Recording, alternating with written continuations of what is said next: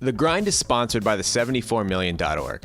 The 74 is an award-winning nonprofit education news website which believes that education should be front-page news every day. So I'm here with editorial director Steve Snyder. Hi, Steve. Hey, Mark. So, Steve, I have kind of a big question for you. Okay. Do you have a life plan? Yeah, I've had about 5 different life plans and 5 different pivots. Is that the polite way to say it? Pivot, when you scramble everything up? Yeah, I think that's what the kids are calling it over in Silicon Valley these days. So how do you have the skills to change so much and be doing different jobs? I don't get it. How'd you make it work? Well, it might sound a little sappy, but I mean it sincerely. You know, my parents made the decision when I was 5 years old to move out to the burbs where there were good schools in southeastern Wisconsin and where, you know, I got an amazing foundation of just a core high school education, which then allowed me to go to a good school. And all along the way, you start getting boosts, right? In your skill set, your ego, your confidence. And I think that's allowed me to pivot so wildly. So Steve, how does this tie back to the 74? Well, this is what we cover every day. The next generation, who's prepared, who's not, which school systems are being innovative and thinking about, you know, preparing kids for the next generation of jobs, and the fact that you're probably going to have to change what you do a couple times over the course of your professional life. So check us out, the74million.org.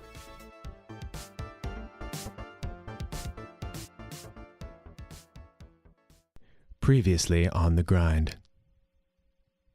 Warren, roll the clip montage. Oh, sorry.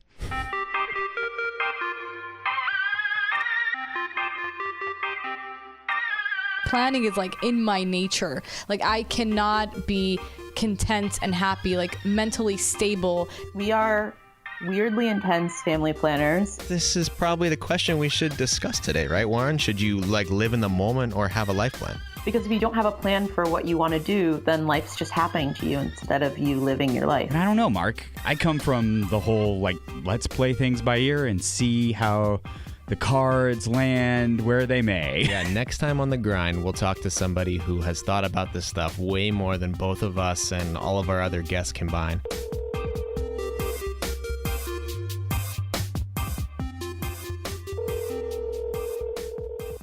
Hey, Mark, who are you calling? Warren, it's only been a couple weeks, okay? This is the life planning episode. Remember, last week we talked to Amina. Mm-hmm. She has a life plan. Right. It's set in stone. It's not changing. When we talked to Naz, 30-year life plan, Woo. written down, set in stone, not changing. And you, as you recall, are a bit of a life planning skeptic. That I am. Okay, so we need to answer the question today. As you remember, is it better to live in the moment, like Warren, or to have a written down life plan? So who are you calling? Okay, sorry, I didn't answer your question. This is Kat Koh. Hello? Yeah, hey, Kat, can you hear me? Hey, yeah. Can you hear me okay? Yeah, let's see. I'm just kind of getting everything sorted, making sure. You sound great. You ready? Yeah? All right, cool. We'll start with the easy question. So, your name, where you live, and then what you do. All right. My name is Kat Koh. I live in San Francisco, and I'm a creative career coach. Ooh, okay. What's a creative career coach? I'm basically a career coach, and I specialize in helping creatives or anyone who identifies as a creative. I like that. It's like an important distinction. But you're also probably a creative career coach, in addition to being a career coach that works with creatives. I try to be. I try. Kat's on a mission to help her clients build careers that are both purposeful and profitable. So it makes her a really great person to talk to about this stuff. When I think about my ideas when I'm trying things, I think of like having a stack of flapjacks and just like throwing it at the wall to see what works. I don't know if that's an actual thing people say. I love that. That's like a, you get a good pancake when it sticks to a wall. That's right. At this point, I think I say a lot of things that are not like normal parlance. And a lot of her current work is inspired by her own experiences. Well, my parents are pretty artistic people. In South Korea, my mom is a very talented ceramicist. And had she stayed there, she probably would be teaching at an art school. And my dad was an archaeologist at heart. He's always watching, documentaries about old civilizations and stuff. So they brought that over when they immigrated here, but obviously most immigrants don't have the luxury of being artists. Right. So my parents, had to give that up. But I always grew up around, arts documentaries, my mom's art in the house, and taking art classes. My mom put me through like every possible creative way of expression, like dance, tap, swimming, art, like ceramics, everything. So when she went to college, Kat decided to study art history. And I went on to study it in grad school at the NYU Institute of Fine Arts. I got my master's. I got into the PhD program. So I spent like an absurd amount of time studying art history. And what I focused on for a lot of my work were artists who had a specifically interesting creative process. And I would delve into that very deeply. And then I started to research more about the brain and creativity in the brain, and reading more autobiographies of artists and biographies of artists who and then kind of analyzing, like using critical thinking to analyze what are the common threads that exist between from master to master. Kat wanted to turn her passion for creatives into a job. So museum curation seemed like a natural place to land. Yes, I did go on to get a job as a junior curator at the San Jose Museum of Art after moving back to the Bay Area. And it was all good until it wasn't. It actually became abundantly clear after maybe like 6 to 8 months that this wasn't the way I was going to help a lot of creative people. After my first exhibition went up that I organized myself, and it was one of the biggest exhibitions of that year as well. It was a really amazing opportunity, but I was miserable throughout the whole way because I knew this wasn't what I wanted. And I was also flexing a lot of my weaknesses instead of my strengths. So naturally, this was starting to bum her out. I sat with it for years, which I don't recommend doing. And then at a certain point, I just hit my breaking point. So what happened to me was, and I don't recommend this to like 98% of people, I just quit my job. And quitting your job out of the blue is hard to explain to your friends. So she gave it a cool name. So I took what I call a radical sabbatical for 6 months. And is that like trademarked by Kat Koh career? No, it's not. What that looked like for me was I just found a job that allowed me to do a lot of thinking and a lot of exploration. And for me, that was hostessing at a restaurant. I was able to actually recover from the intense amount of stress I was under for working a job that I didn't like and knew was wrong for me for about 2 years. So my cortisol levels were pretty high all the time. My stress levels were really high. I was just not in a place where I could be creative about my future. So that 6 months was really, those 6 months that I took for myself were critical to me actually like healing, I guess, and getting back to a place where I could think creatively for myself in terms of my future. And to help her with that, she hired a career coach. What was that like? I mean, for folks who haven't been to a coach before, did it click right away, or were you resistant at some level at first? I was super skeptical because I was coming from high academia or whatever, right? When I read her writing, I just knew I wanted to talk to this person. Basically, I signed up to work with her and I thought, okay, I'm going to work with Jennifer and I'm going to get from this place to this place. I'm going to make these leaps and that's what it's going to be, and it's going to be great. But coaching is so much more than that, because in order for you to level up, you're basically paying for someone to listen very closely to the language you use around certain belief systems that you have, your thinking, and asking permission to call you out on it. Most people's friends don't do that for them. Most people's family members don't even do that for them. So it's a really unique situation where you're committed and your coach is committed to your growth at all costs. Looking back though, are there things that stick with you where you're like, yes, I got to this point and that enabled me to get to this next point? Most of the big work that I did with her was around self-compassion, just giving myself a break once in a while, which I never did up until that point. Through doing that work with her and actually reading like research-backed like practices around how that can help with creativity and being productive and creative output and such. Then I started to kind of find my own footing in what I could coach around. And she started to think less about what she wanted to do with her life and more about why. Why do I get up in the morning? Like, why do I care about this? Why do I hate this even? Like Simon Sinek's TED Talk has been really informative in some of my coaching work that I do around this why question. It's titled Start From Why. He's talking about business communication in this TED Talk. And he says this over and over again, people don't buy what you do, they buy why you do it. And I tell this to everyone, like there's 2 seconds of that video that is so critical for personal growth as well. You can apply this to businesses, certainly, and people do. But there's this 2 seconds where he says, I believe. And starting your sentences with I believe is a shortcut to figuring out your why. So maybe walk me through like a hypothetical example, like what some of the why statements would look like that would lead someone to like a different, how or what ultimately that they might have got to if they started with the what. I guess I can use myself as an example here. Let's start with why for me. So I believe that inside of everyone, there is a dynamite stick of energy, and it's either lit or it's not lit yet. And I also believe that there are so many people out there who not only don't like their jobs, but hate them. And I believe those people are leaving an incredible amount on the table. Fulfillment, happiness, health, for crying out loud, right? Because when you're doing something that you really believe in, you get up in the morning. It's not difficult. In fact, it's hard to go to sleep. It's hard not to work.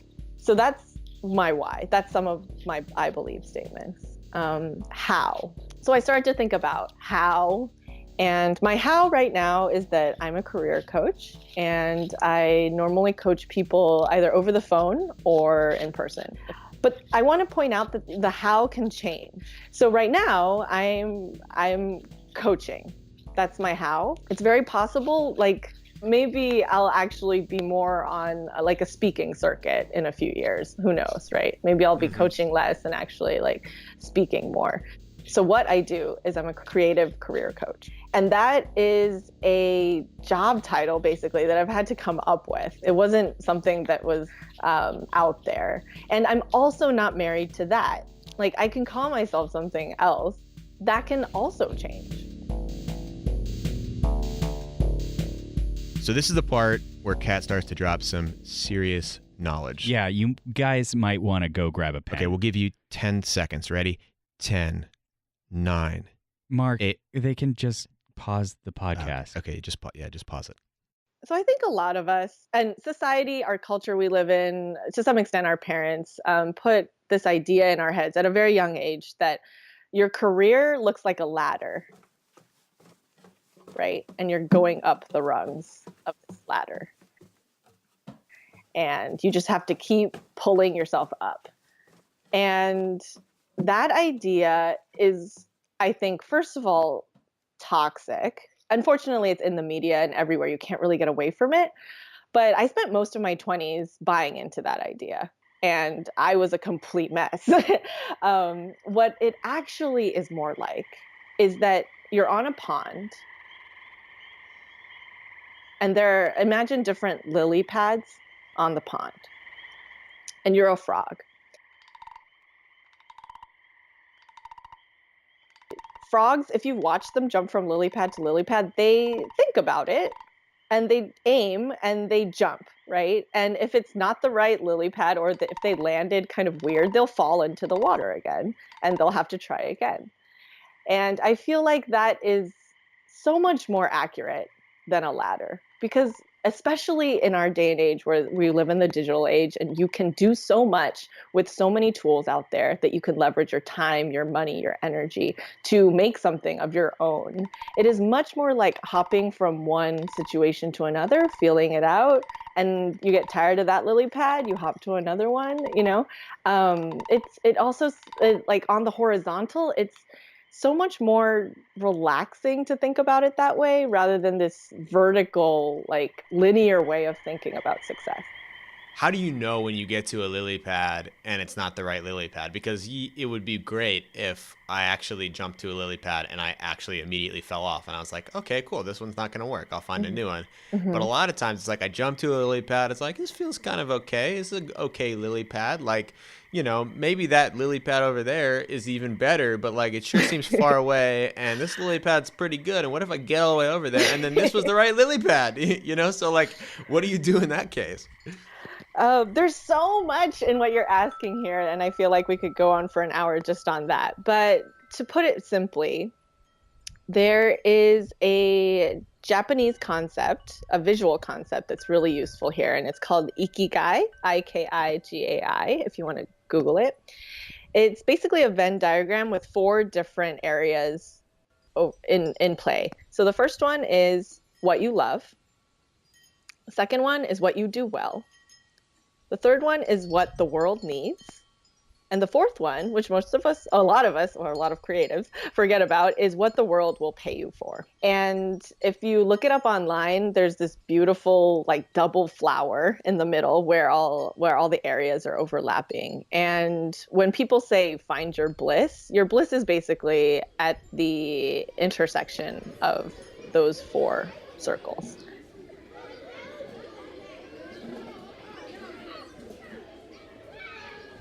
One other exercise that is really powerful is I have my clients call up their mom or whoever took care of them when they were little and ask him or her, like, what did I spend a lot of time doing when I was 7 or 8 years old? Often going back to what you did as a kid very obsessively can provide some insight into how you're creatively wired. I call it your creative DNA. What's an example of how that could work? Well, one of my clients has, so I asked her to do this because she was particularly, stuck.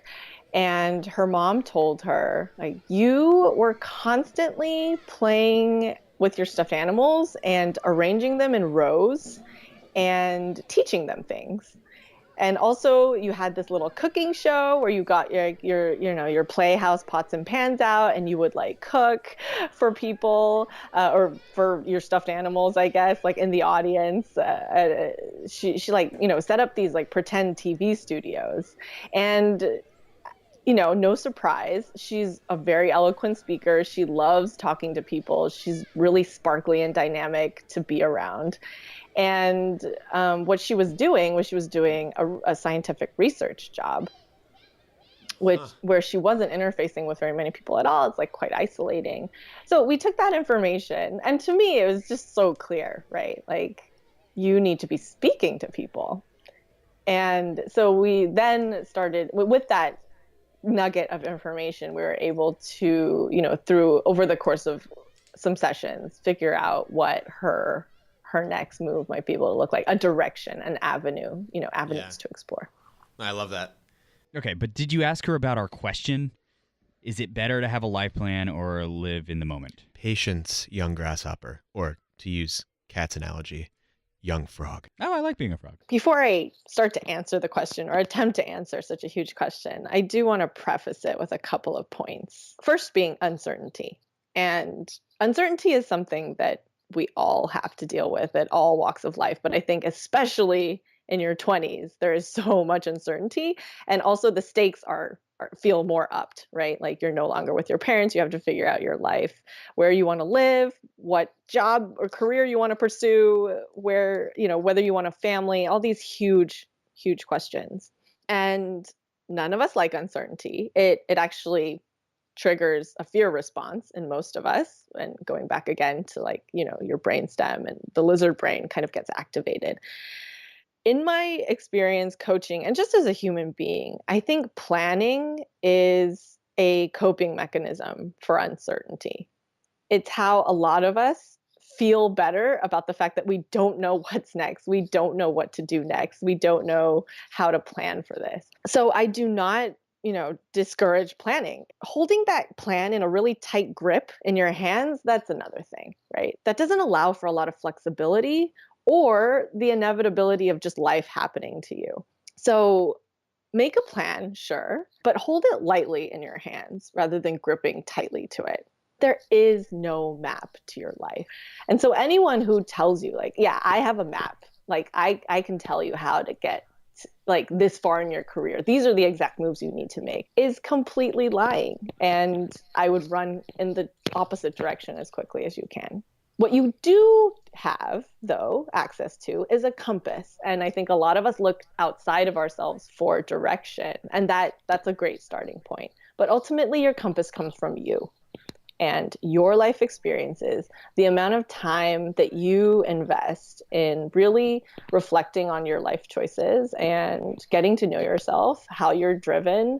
This all pays compound interest dividends later on, so that your compass just becomes more and more calibrated.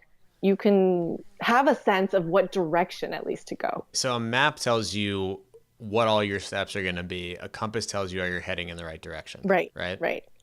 Yeah.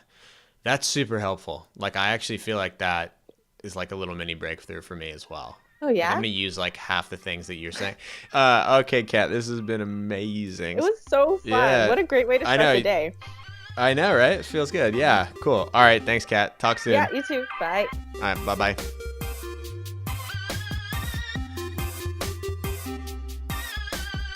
All right, Warren, a lot to take in there. What's stuck with you, man? Well, I really like that. I'm a very visual person, and if I can see things in a way that makes sense, that makes things come together for me. And so the Venn diagram that she's talking about, what's it called? Ikigai. Actually, I just Googled it, and so we can pull it up. Oh, there it is. Yeah. There's actually really pretty pictures online if you Google that. So it's like a big flower, and it's got all these basically parts of your life and what needs to come together. Your passion, your mission, your profession, your vocation. Yeah, and so then it's right in the middle, Ikigai. Ikigai. I do think everyone should strive for this. Yeah, I think it's better. Well, okay, here's my general feeling on it, is you should be purposeful. So if you know you're the type of person that isn't going to be satisfied, and Kat even says that she was the type of the person who could not be satisfied unless these were all in alignment. Mm-hmm. And if you know you're that type of person and you're suffering in silence and not making that move, you got to try to get them aligned. But if you are looking at yourself and you're like, I'm seeing this thing that a lot of people are doing, trying to find their like dream job, their calling, and you know what, like, I don't really get it. Like, I'm pretty happy doing my thing and going to work 9 to 5 every day. You got to own that. You got to listen to yourself and own that. And really, like, a lot of life is about not caring what other people think about you, or learning to like get beyond that. And so transcend that and be comfortable not having a quote calling. All right, Warren. So we've listened to now basically over an hour of tape from Amina, from Naz, from Kat. Mm-hmm. We've talked about it a bunch. Yeah. You were a life planning skeptic. Mm-hmm. Where are you at now? I am a life plan encourager. I don't know if I'm fully on board yet for myself, but I would absolutely encourage, if I could go back in time and I could hang out with Warren graduating high school, I'd be like, dude, make yourself a little life plan. Yeah. Now, don't make it a life ladder. Okay, Warren, don't forget. No life ladder. But just have a thought about what you want to get for it. Be like that frog jumping from lily pad to lily pad. Yeah, have your eye on those lily pads out there and see which ones are a little more appealing than the others. I like that. Okay, so 18-year-old Warren, listen up. Keep your eye out for that lily pad.